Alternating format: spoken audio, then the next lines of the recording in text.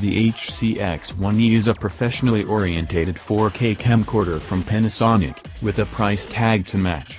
It goes head-to-head with Canon's XC10, or more likely the recent XC15 update. With a host of manual controls including built-in neutral density filter and professional audio connections, the HC X1E is a tempting proposition for serious amateurs, students, wedding videographers and event coverage. The HC X1E is a considerable step forward from its first prosumer 4K camcorder, the HC X1000E, even if they look quite similar physically. Whereas the latter sports a 0.5-inch CMOS, similar to Panasonic's consumer-grade camcorders, the HC X1E upgrades the specification with a 1-inch Type CMOS, which will effectively have around 4 times the surface area. Couple this with a lower 9.46 megapixel resolution, so each pixel is a lot bigger, and you have a recipe for far better image quality and low light performance. The shooting modes haven't been improved, however. Frame rates max out at 50/60p, with no 100 and 120 frames per second high-speed option or higher.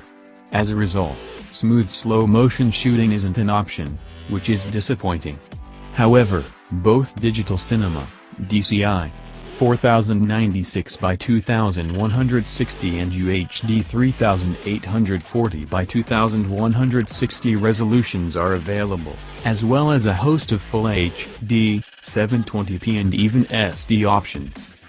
For Full HD and below, the AVG format can be used at data rates up 25 megabits per second, but MP4/MOV provides some seriously high-quality possibilities, such as all-ultra Full HD at 200 megabits per second. Unfortunately, 4K can't be shot at this higher rate, with DCI offered at 100 megabits per second and UHD at 150 megabits per second, although they're still reasonably high.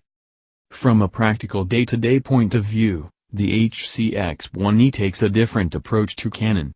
Whereas the XC10 and XC15 require the use of extremely expensive CFast 2.0 cards when shooting 4K, the HC X1E relies on SDXC storage for HD or 4K, with 2 slots available.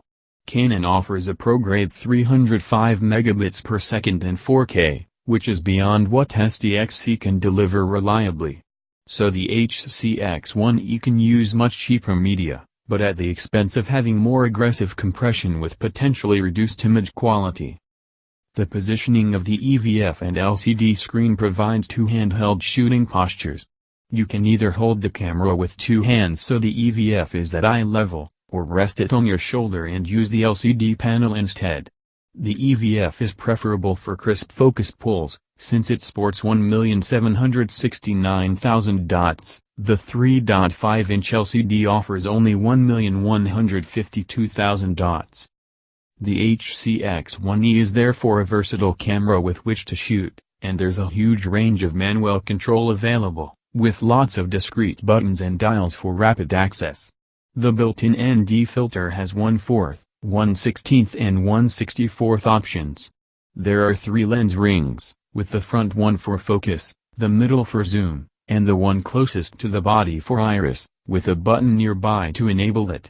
The zoom control is electronic, however, rather than controlling the lens directly, so operates with a very short delay.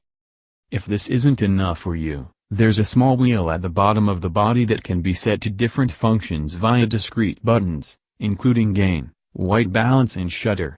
There are 3 user-assignable buttons as well as buttons for toggling the waveform monitor, zebra, optical image stabilization, and switching between the EVF and LCD. The latter can also be reassigned, allowing you to set up quick access to exactly what you need. Overall, the HC X1E is very well endowed for manual controls, and these are sensibly as well as ergonomically arranged on the camera body. Although the HC X1E has 2 XLR audio inputs, they're in 2 different locations. At first glance this is a strange choice, until you think through how XLR connections are generally used, with a mono shotgun mic on top of the camera or a wireless lapel mic, or even both. It does make some sense to have the inputs for these physically separated in this way. The two audio channels can be controlled separately with little wheels under a transparent plastic door, which allows these wheels to be adjusted when it's closed, but keeps the other audio controls out of reach. Handily, you can send either audio input to either channel of the stereo pair, as well as selecting mic, line or plus 48 volts phantom power levels. There are numerous other ports available. A USB 3.0 host port can be found on the top, so that external storage devices from 32 GB to 2 TB can be attached.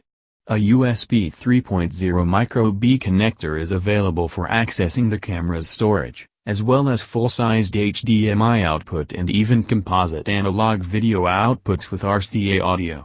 A mini jack is available for headphone attachment, as well as a mini jack for external focus control and micro jack for external zoom. Where the HC X1000E was a bit of a compromise in terms of image quality, with consumer-grade video capabilities inside a professional-grade body, the HC X1E is a much more serious contender. The 1-inch Type CMOS is still quite a bit smaller than Micro Four Thirds or APS-C, but significantly larger than consumer-grade sensors, and the image quality is reflective of this. Taking the HC X1E out on a day that isn't particularly bright, it picks up brilliant color and plenty of detail. The 150 megabits per second data rate is also high enough to avoid any compression issues. The larger sensor in particular comes into its own in lower light, with the HC X1E significantly outperforming the HC X1000E as the illumination drops. You can even get away with adding video gain in low light, without introducing significant noise.